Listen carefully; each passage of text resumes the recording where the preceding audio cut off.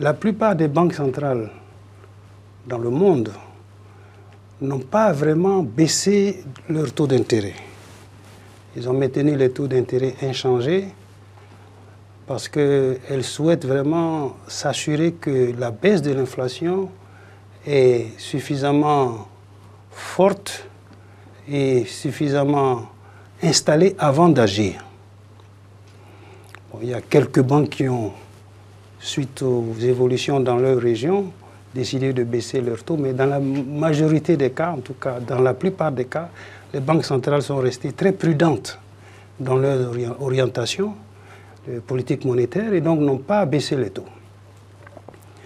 Alors, au niveau de notre région, on a noté plusieurs éléments. D'abord, le comité a noté que la croissance économique de notre région reste quand même soutenue. Elle est estimée au deuxième trimestre de l'année 2024, c'est-à-dire mars-juin, elle est estimée autour de 5,3%. Et donc c'est une croissance qui est soutenue et pratiquement tous les secteurs contribuent à cette croissance économique. Mais au niveau de l'inflation, ce qui est ressorti, c'est que l'inflation a atteint au deuxième trimestre de l'année 2024 un taux de 4,1%. Alors ce qui est surtout important de noter par rapport à ce taux de 4,1% observé au deuxième trimestre de l'année 2024, c'est que ce taux est supérieur à la cible que nous avons. Notre cible pour notre politique monétaire au niveau de la Banque centrale, la BCEAO, c'est un taux qui tourne entre 1 et 3%.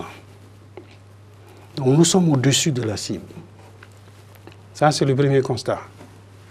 Mais le deuxième constat, c'est que ce taux de 4,1% qu'on a observé au deuxième trimestre 2024, s'inscrit dans une dynamique qui est haussière.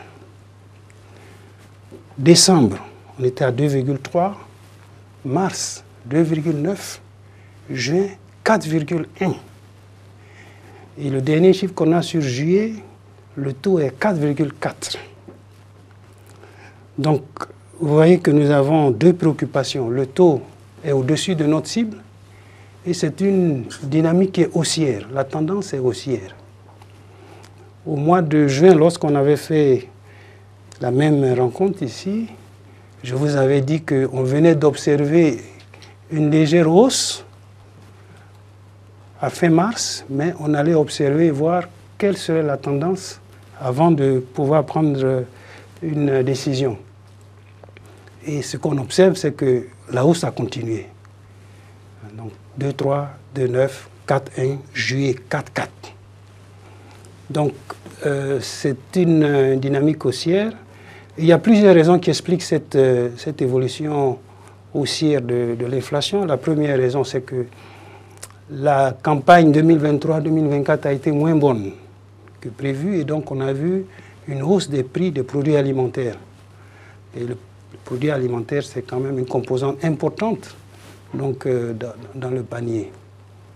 La deuxième raison, c'est que vous savez que nous avons des questions de sécurité importantes dans la région qui font que la circulation des produits, l'approvisionnement est limité. Il y a des entraves liées à ces questions sécuritaires et ça impacte l'inflation.